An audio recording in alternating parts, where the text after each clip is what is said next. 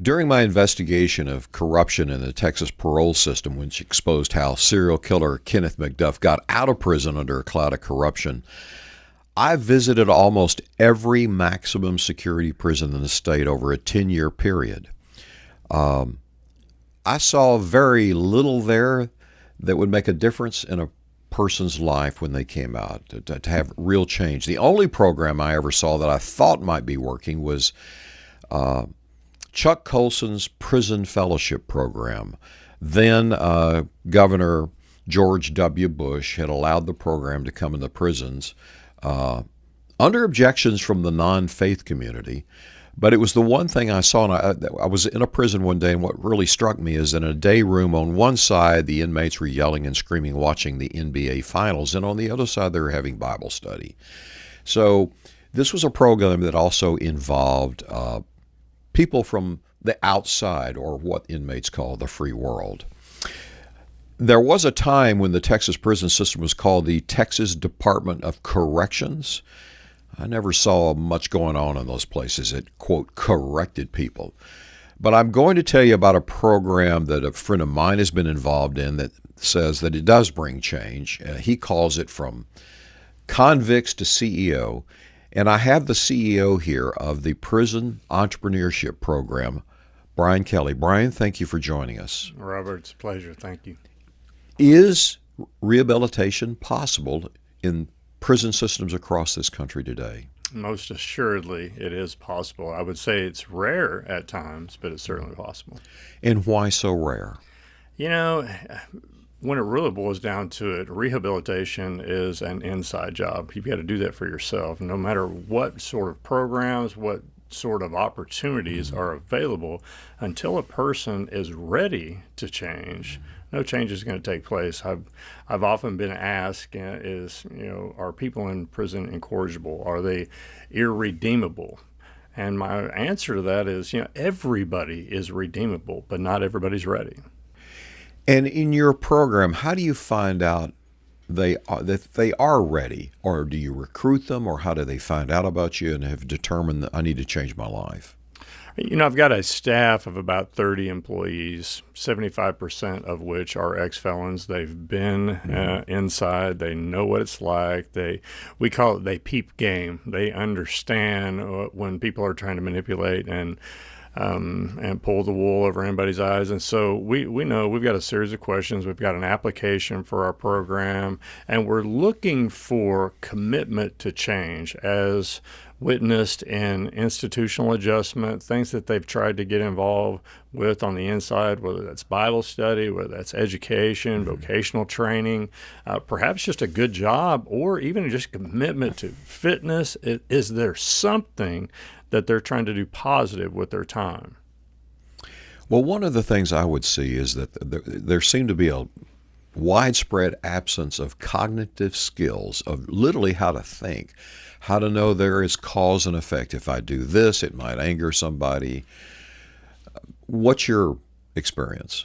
I would agree with that completely. I've always said that our day rooms across Texas, and I expect across the country, are filled with men with great creative ideas of how their lives might change. But for the most part, they are delusional solutions. There are cockamamie ideas that are never going to work. They don't understand that, though. They've got this pipe dream, this pie in the sky idea of how things are going to unfold, and they're just not true. And so we bring in folks from the business community, successful businessmen and women, who help them think through their ideas and make sure that they have somebody that helps them with critical thinking skills. Well, and as you do that, there has to be a change in their value system. How do they come to recognize that there needs to be an interchange? Or when they reach you, have they already made that decision? No, they usually haven't. They're typically not living by a new value system. That's one of the things that we instill at the very onset. So we start out with character assessment and development. And the very first assignment that we give somebody in PEP is write your eulogy if you died today, and be honest. Let's take a critical look at what would be said about your life today if you passed away. And I want the guys to come to grips with that. And then I want them to see that we can write a different eulogy if you'll prepare, and we can help you do that. And so we start instilling character traits that are indicative of successful people, things like accountability, integrity, wise stewardship, love, excellence, execution. And so those are things that we're constantly reinforcing, and we're also celebrating when they show up. And so we're trying to instill things that successful people typically have in common. Well, and you know of which you speak here because you've been there. Yes, sir. And I want our listeners to know that sitting across the table from you, you'd pass for any CEO or owner of a major business in this city. But you used to wear that white suit. Dirty white suit. Yes. I did almost 22 years in prison on a murder charge. I had a life sentence under the legislature that I was convicted of. That life sentence was not without parole. There was parole eligibility. I actually came up for parole 13 times and made it that 13th time shortly after clearing the 20-year mark. And it was interesting. After 12 reviews and being told every time that I'm doing everything just right, keep it up, denied, the 13th time was different. My parole commissioner was telling me what parole was going to be like for me when I got out. And I'm sitting here thinking, wow, this guy's telling me I've made parole. And at the end, he said, any questions, Mr. Kelly? I said, yes, sir, I've got one. And he said, what is it? And I said, will you give me parole next year? And he looked at me and said, I don't understand. Are you asking me to stay in prison for another year? And I said, well, yes, sir. And he said, why would you do that? And I said, I'd like to go through the Prison Entrepreneurship Program and develop a business plan that I've got and interact with their business folks. The only way I can do that is if you give me a hard release date for next year so I have time to complete the program and I can be housed on that pre-release unit. And he looked at me for what I bet was 60 seconds. He just stared at me, didn't blink. And finally he said, let me look into that. And he gave me exactly what I asked for. I bargained for an extra year in prison to go through the program that I now lead. And what had happened inside of you that you thought you needed that? I had been introduced to the Prison Entrepreneurship Program through the founder, Catherine Rohr at the time. And she recognized after starting a program and using entrepreneurship as a vehicle for change in the lives of these men, recognizing that from their survival on the street, they know a lot about business. They know about supply chains and risk management, profit margins, marketing, sales, collections, reading people, recognizing opportunities. And she thought she could transform that hustle into something positive. So they're providing opportunities to add value instead of taking advantage of people. And that's proven to be true. But she recognized she couldn't be in a prison every day. So she recruited some inmate shepherds, if you will, to be the day-to-day orchestrators of the program, and I always got to be one of those for a short number of months. So I had been introduced to PEP, and I got to see it behind the curtain. I saw how real it was, and I desperately wanted to be a part of it. We were just about to transfer to a different unit, a pre-release unit, and when we did, I wasn't able to go because I had too much time. I couldn't be housed on that unit. So I got to go do about 6 or 7 years in the wilderness or back in the jungle of the regular prison. And so when I had that opportunity with parole, I saw that extra year on my time in PEP as an investment in my future. It was totally worth it. But it's not fair because I'd seen behind the curtain. I knew what I was getting. So I know you spent some time on the Wynn unit, used to be called the Wynn Farm. And for our listeners in Texas, there was a time when the prisons were self-sustaining, and they raised crops and animals, you name it, and the inmates worked the fields, and they were all called farms. But the Wynn unit, when I was there, they were refurbishing school buses for school districts, stamped out license plates. There were other programs there. Typically, not just Wynn unit or Texas, but across the country, Do those kind of work programs contribute to success in getting out of, you've learned a skill and they're doing something? I think it depends, Robert. It depends on how much you really invest yourself into that. Now, I worked at the sign shop at the Wynn Unit for about 12 years. It's part of Texas Correctional Industries. And these are the highway signs.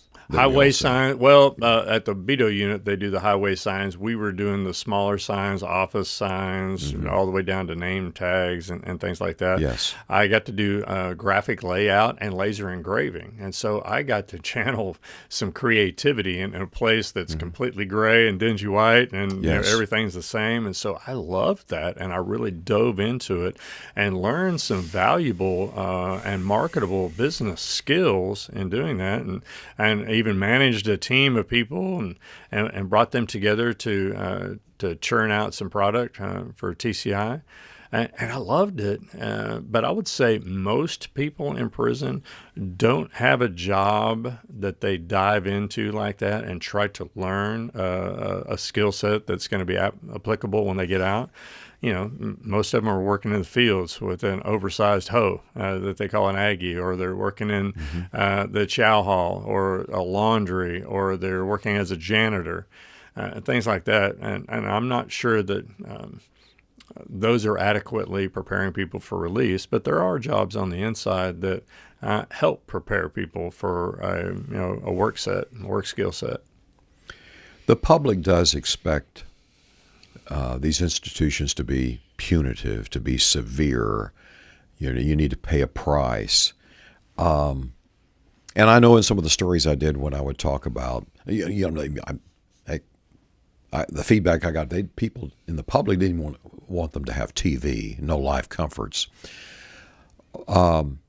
Is it realistic? Does the punitive nature destroy any opportunity to change anyone? Is there a balance to be struck? There's got to be a balance struck, because if we're sentencing people to decades of misery, they're not going to come out better.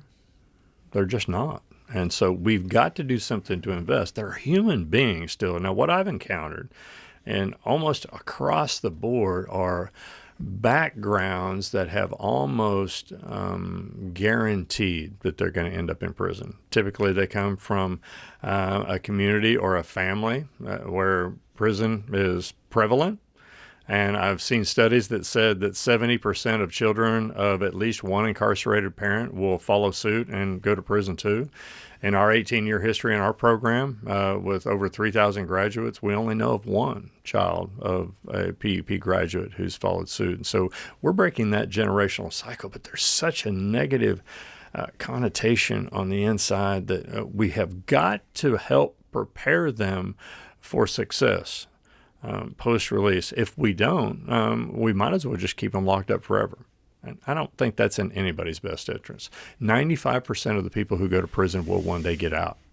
It's in everybody's best interest that they're able to get out and contribute to society and not be somebody that we're fearful of.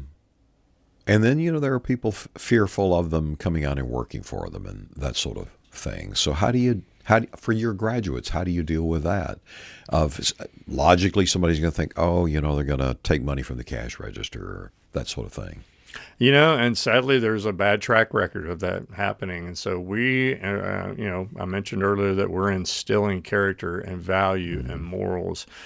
We need to be able to overcompensate for I think what society has concluded will be the case with returning citizens, and demonstrate that we're a cut above, that we're living a different lifestyle now. A few years ago, the hot button thing was ban the box, that you didn't have to declare that you were a felon on an application to give everybody a chance to at least have a verbal interview. We were surprisingly quiet on that debate, because I really instill in our participants and our graduates to own your past. Don't belabor it. Show how you've grown from it and how that is now going to add value, because you take that very seriously and now can demonstrate a trustworthiness in the workplace over and above even Joe Blow. In my years of reporting there, I came away feeling that, we have the largest prison system in the world. There are people that need to be there that are what I saw were the career violent psychopaths. But it seemed to me to be a monument of some kind of failure in our society, in our families, in our educational system. From your perspective, what's your view? I've been on several prison units, both as an inmate and as a volunteer, returning, trying to foster hope and a new future. And what I find in most of our prisons is just a monument to hopelessness. Everybody is stuck in the muck and the mire that they have chosen for their lives, and they don't know the way out. They desperately want out. They just don't know how. And so that's what we try to do at the Prison Entrepreneurship Program, is recognize that, hey, you've got creativity, you've got good ideas. They're probably delusional solutions. Let's bring in a new foundation of values and morals. Let's facilitate your ideas into a place that is a executable plan where you can do something different with your life, with a community surrounding you that will help you think through that and get over the challenges that you're typically going to face. And we found just remarkable successes in our 18-year history. Our average recidivism rate's 8%. So, but you're a nonprofit. Mm-hmm. Is this something that's too expensive for an institution, or they can't think that way? I can't speak for them. Brian Collier and TDCJ, they've got a tough job. And having seen it from both sides of the fences, it's difficult. All I can tell you is we've had a remarkable track record of turning lives around using the vehicle of entrepreneurship. And it's interesting, at the onset of every class, I share with the men that are coming into our program and say, from your very survival on the street, you know a lot about these business concepts, and the definition of an entrepreneur is somebody who recognizes a gap or a problem in society, but doesn't see it as a problem. He sees it as an opportunity to make money or make a difference. You guys are natural entrepreneurs. You recognize opportunities. You've just done that to take advantage of people in the past. If we turn that on its head and you can provide value where you see opportunity, you can shine and be a success in life and be able to look in the mirror and be able to look in your son or daughter's eyes and see the pride in their eyes. Don't you want that? The other thing, when I look back on my experiences, in hindsight now, I realize that I met a lot of men with learning differences that went undiagnosed, or they didn't deal with it in school, and I wondered how much that had to do with a lot of them getting there. The ones, it was just bad decision making. It's a little bit of both, and I think the overall educational level of men in Texas prisons, at least, is right around 8th grade educational level, and that's not any different for the men who go through Prison Entrepreneurship Program, although we teach at a collegiate level, even supplemented with graduate school case studies. About 50 to 55% of our guys will have or be working on a GED. And so the study skill levels of men in prison is abysmal, and we really have to teach them how to learn. And so, while there's educational opportunities in prison, and actually I earned a bachelor's degree on the inside, I think we need to do more. Tell me about some of your success stories. Do you have graduates that are out running their own businesses? Oh, yes. We've had over 600 businesses started by ex-felons who've been released from prison and launched their business idea. Probably in the neighborhood of 20 or 30 had revenues or sales over $1 million last year.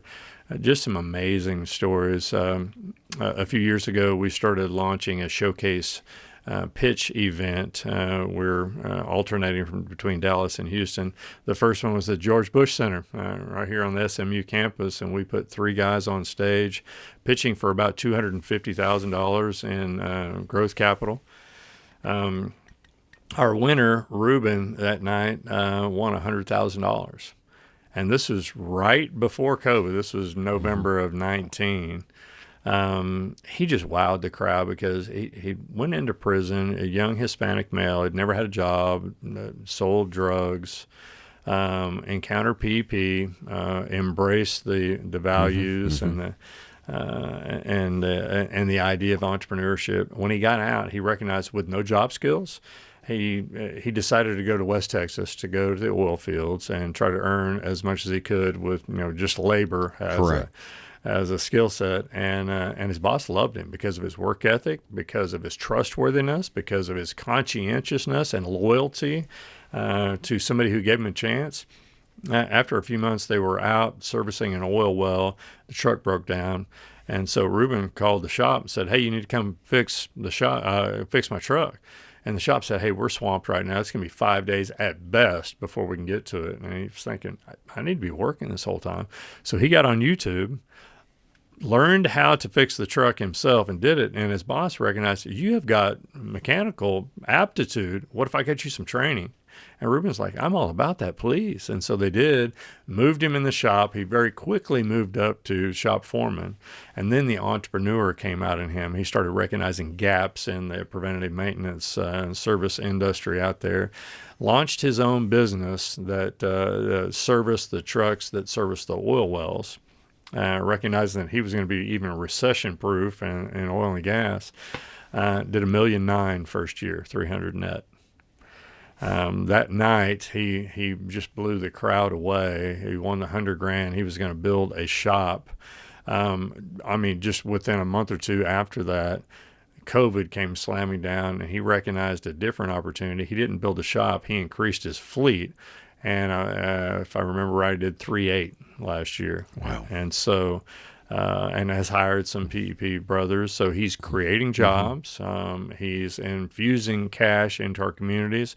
Where he used to be a drain on our tax base, he's now a contributor. Let me ask you about your biggest disappointment that surprised you and what went wrong. We have business plan competitions on the inside, basically Shark Tank for prisoners, and we bring in successful businessmen and women, and they have so much fun in doing that. And it strikes me that some of our most skilled, best-speaking, event-winning contestants struggle the most. And one guy got out, and there were so many people that were excited about his business plan. They wanted to invest in him. We discourage equity investments. We would rather do debt financing. But there's an extra layer of insulation, I think, and protection for everybody. But he got out. A lot of people were super excited about him. He was staying in our transitional house here in Dallas, and I got wind that he was drinking, and we've got zero tolerance for that. So, I talked to him about it, and of course he denied it, and then very quickly moved out of the transitional house. But he moved in with an executive, not one of ours, an executive for a company here in Dallas. He had apparently kind of pulled the wool over a lady's eyes and moved in with her, was in a relationship, and started using harder drugs, smoking crack. Yeah. So she called me and said, "I just want you to know that I've kicked Robert out and he's smoking crack." And I said, "Well, thank you for the information. I'm not completely surprised, but if you talk to him, tell him to come and talk to me." All right. About a week later, she sent me a picture on her phone. He was robbing banks here in town, and they had a picture of him handing the note to the teller. And so I just shook my head and I told her, I said, if you talk to him, please tell him to give himself up before somebody gets hurt, and I'm happy to help with that. So a few days later, I was actually at the Dallas Country Club for an event, and she texted me and she said, "Robert's ready to give himself up, but he'll only do that with you. He's afraid the police are going to shoot him." I said, "Where's he at?" And so she gave me an address in South Dallas. I drove down there, And it was a very busy intersection. As I was pulling into the address, it was a Walgreens. And I realized he's not here. He's somewhere around here watching me to see who's with me. And I just intuitively knew that. Sure. So he wasn't there. He wasn't at any of the places. On the way there, I'd contacted the detective in the case, and I said, hey, Robert wants to give himself up, and I'm going to get him, and where can I bring him to you? And he said, where's he at? And I said, I don't know yet. Let me get him, and I'll bring him to you. So after I looked for Robert for a little bit, I was about to leave that area, and I noticed a bunch of cars had pulled into a gas station. There was a guy on the ground, a bunch of people standing around, so I pulled in. It was about 6 plainclothes cops who had already apprehended Robert, had him on the ground in plastic handcuffs. Apparently, they had tracked me from our phone call. That's my only assumption. And as I pulled up, there was this huge detective that was standing over Robert, and I forget his name now, but I said, "You a detective in the case?" He goes, "Yeah, are you Brian?" I said, "Yes, sir." And he goes, "Man, thank you so much, for helping us apprehend him." I'm like, I didn't feel like I did much, but yeah, you're welcome. And it's funny, they said, "Hey, we need to move our cars. Will you watch him?" And I said, "Well, do I get a gun and a badge?" And they laughed and they said, "No." And I said, "Yeah, I've got you." And they gave me a chance to kind of talk to him. And I said, "Robert, I'm glad this is over. You didn't have to go to this level. You've got all the aptitude in the world, but sometimes there's disappointments." And I guess Robert's done. He earned an 11-year sentence in the Fed, so okay. he's probably going to do almost all of that. Brian, we're going to pause for a message from our sponsor, and we'll be right back. We're talking with Brian Kelly, the CEO of the Prison Entrepreneurship Program in Texas. And Brian, I want to go back to your introduction personally to the prison system. For listeners that know nothing about that world, what was that like the first day when you walked in? Did you have an expectation? Did you know what was coming? The first day that I walked into prison? Yes. I had no idea. I mean, there'd been a couple of nights that I'd spent the night in jail over, unpaid traffic tickets, or maybe young man being a little too aggressive. And one night, I got in a drunken fight, and spent the night in jail. But, encountering prison was something different. Let me go back to my trial, if you don't mind. Sure. Because I remember I was standing in the courtroom here in Dallas, and it seemed like everybody was looking at me with hatred and condemnation. And I didn't even want to breathe because I felt like it was bringing too much attention to me. And as I stood there, the judge looked at me over his glasses, and he said, "Mr. Kelly, a jury of your peers has found you guilty of the crime of murder and sentenced you to life in the state penitentiary. Do you have anything to say for yourself?" And as I stood there, I'm just, my mind's flashing before my eyes, and I'm thinking back at my upbringing, and the struggles that we've had in a broken home. My father left, and the lack of discipline, the lack of a solid masculine influence, and trying to figure out life, and struggling with poverty, and the various things that contributed. But it all boiled down to my choice. And I made a horrible choice. And I knew I was guilty. Although I'd lied at trial, I knew I was guilty. And I had nothing to say. It was like my voice had been taken away. And I didn't say a word.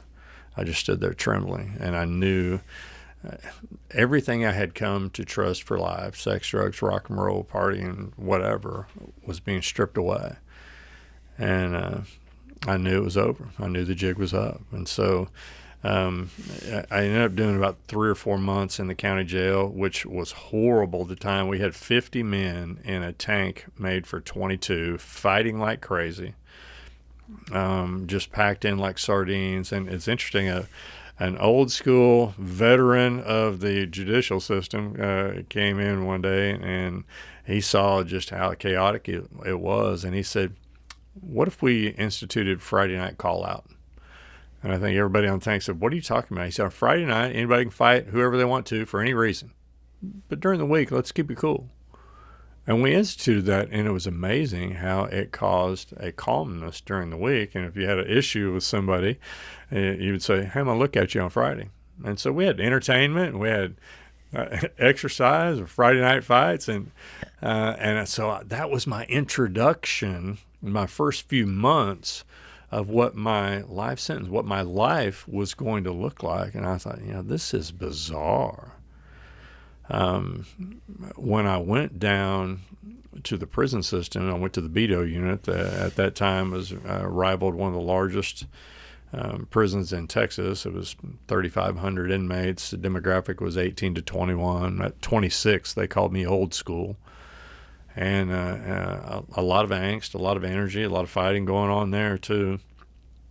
The things that I encountered are the racial division, fighting over benches, fighting over TV shows, fighting over who could fight who. It was just, I don't know. It's a perverse caricature of manhood where you demand respect through violence and threats. And it's just miserable. And I was in a funk. I was in a depression. I hated life. I knew I'd made the choices, and I'm earning, the choices I'd made. And I was hopeless. I was completely hopeless. I was in that cloud of helplessness like everybody else, and I didn't know the way out. So how much was it like the movie Shawshank Redemption, where you're always looking over your shoulder? It's like that. There are safe zones, there are unsafe zones, many more unsafe zones. And it's interesting in Texas prisons when you first go in. And I was counseled by a veteran of prisons in the county jail. I asked him, what's it going to be like for me when I go down there? He said, well, first of all, first thing you need to do is when you hit your unit, and they're going to give you your mattress, your pillow, all your stuff, you're going to go to your block. They're going to open up your cell. You go put your stuff up, and you come back out, and you go to the day room. Do not stay in your cell. And I said, why not? He said, let me tell you. You go back down to the day room. You go to the back wall of the day room. You turn around and get your back against the wall, and you're going to get approached by somebody. They call it the check game. Everybody there wants to know if you'll fight for yourself. The whole day room is watching, and you're typically going to get approached by somebody of a different race, and you fight your ass off. He said, and you will build a reputation. Everybody will know that you'll fight for yourself, and if you don't do that, Brian, your life sentence is going to be hard to deal with.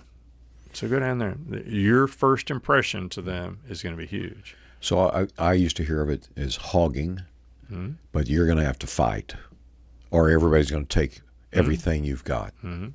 Everything. True. And where are the guards during all of this? They're around, but I mean, the inmates are amazingly adept at recognizing opportunities when, the guards go down the cell to go, get somebody out, and there's windows of opportunities. And so it's amazing how good they are at doing that.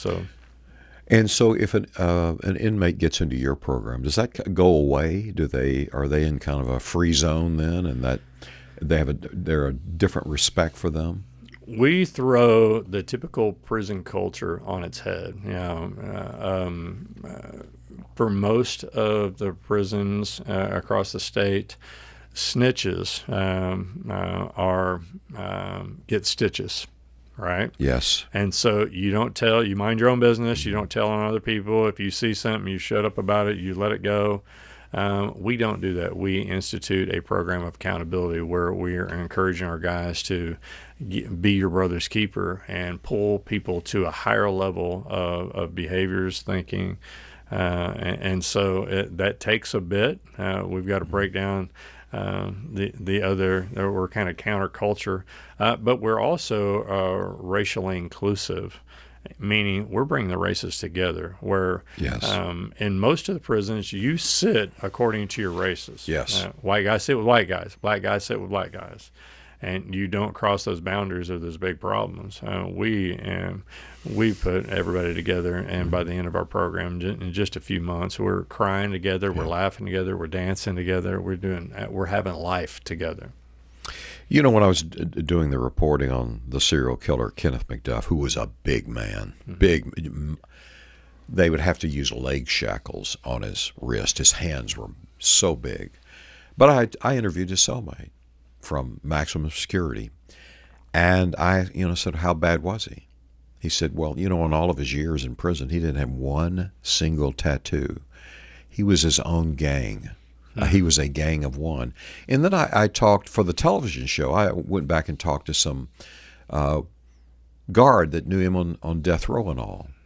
And they said that he would sit alone in the rec yard and at places, and no one came around and no one bothered him. From the perspective of the inmate culture, what was that? What was that reflective of? I'll go back to the check game, what we called it. Once your reputation is established in prison, not to be messed with, everybody respects that. They want to know what the pecking order is. And if you are somebody that won't fight for yourself, everybody knows it. And if you're somebody who will defend yourself at all costs, everybody knows it too. So everybody knows who you can mess with and who you can't. Yeah. I also met in the WIN unit, stamping out license plates. What an irony. The leader of the biggest chop shop gang, and chop shops for our listeners is where it's a car theft ring, and they break down the parts, and the parts are worth more than the cars themselves. But this was an enormous operation. It was like he was running a series of McDonald's restaurants. And it struck me, and I talked to him, it's like, what an irony. But, you could have been running a chain of car dealerships. Mm-hmm. What the heck happened? I think there's a lot of business acumen, from a street level experience. Yes. That has got to be transformed into something positive too. And that's why we start out with character assessment development. Is it they think it's the easier route? For most of the guys in prison, I think, they've come from a sense of poverty, of not having enough. And so there's a selfishness of, I need to get what I need to get for me in a world that scares me to death. And so there's something we're trying to overcome in Prison Entrepreneurship Program is that, hey, let's don't come at life from a position of scarcity. You've got what it takes. You're going to be okay. You're in a community now. We're going to take care of each other. Let's accentuate the positives. Let's don't panic and think you need to take from others to get what you think you need. So give me your perspective of this. So, for instance, there's increasing crime rate in Dallas, but there are lots of burglaries. People are coming home and they're finding their homes plundered, and there is this sense of violation, and they're angry. They're afraid to come back to the house, and they want to hang them from the nearest tree. What do you say to them? Eye for an eye. Yes, it is. Leaves us all blind. Eye for an eye leaves us all blind. And it's just not a viable solution. I think I'm not advocating that we don't have consequences for crime. Not at all. I completely agree that we all need to own what we've done in the past, and that's what we instill in our men. And that's what I've instilled in my own life is I need to own what I've done in the past. I was given a life sentence for murder, and I take that seriously.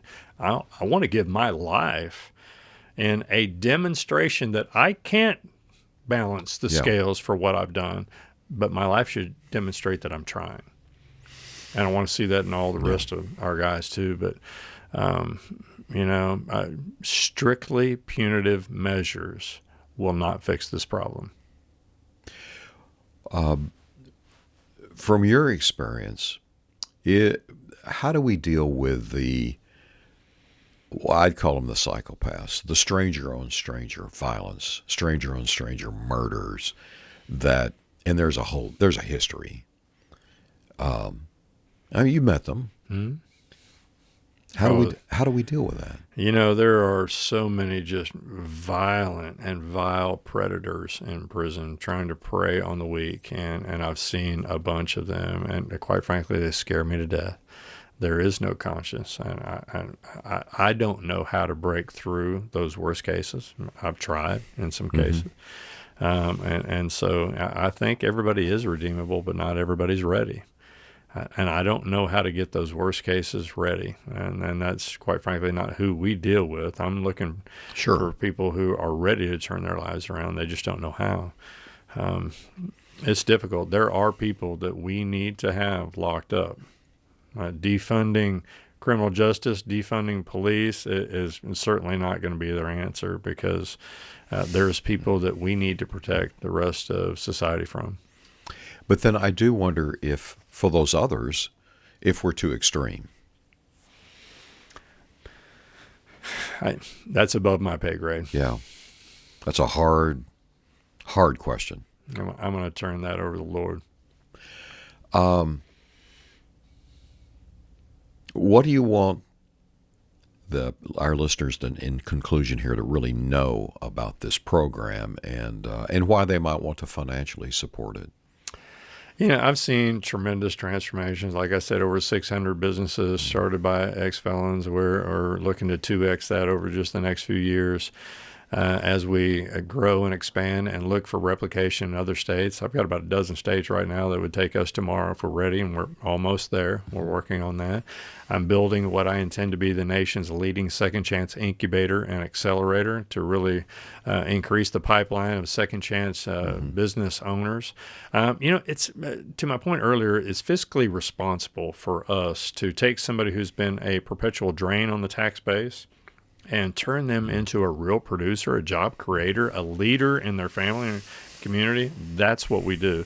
We bring in successful businessmen and women into prison and as mentors and guides, coaches to this population that makes a tremendous difference in our society. I've shared with many successful businessmen, say, hey, you can be a mentor to a kid that's going to business school, going to Harvard. And you've done a good thing. Don't stop doing that. But when you do that with us, you're taking somebody who has been in that cycle of poverty and crime and turning them into a positive force in our community, and you've made a huge difference. And so there's ways to volunteer with PP, to get involved, to support, to donate. But I would say I've got my business card is a get into jail free card. And I take all kinds of people into prison to see what's going on and help foster change in these men. And instead of sitting at home and watching the news, lamenting at the state of the deterioration of our country, getting involved, helping take somebody who would be on the nightly news and turning them into somebody who is a positive impactor in our community is a huge difference maker. Well, Brian, that's the last word. And as I said back at the beginning, I've got friends that are business executives involved in your program, and they tell me they really see a difference, and it's the kind of differences that really are needed from my years inside the prison system. So thank you. And for our listeners, I'm going to put in the show notes links to how you can get involved and help. That's it for this week's edition of True Crime Reporter. Thank you so much, Robert. Thank you. We want to be your favorite true crime podcast, so please recommend us to your friends and leave a review wherever you listen. If you want to receive updates and bonus interviews, join our true crime community at truecrimereporter.com. If you have suggestions or know of a case that we should look into, email us at fan@truecrimereporter.com. This podcast is a trademarked and copyrighted news organization based in Dallas, Texas. You can read more about our news team at truecrimereporter.com. Thanks for listening to our Journey into Darkness.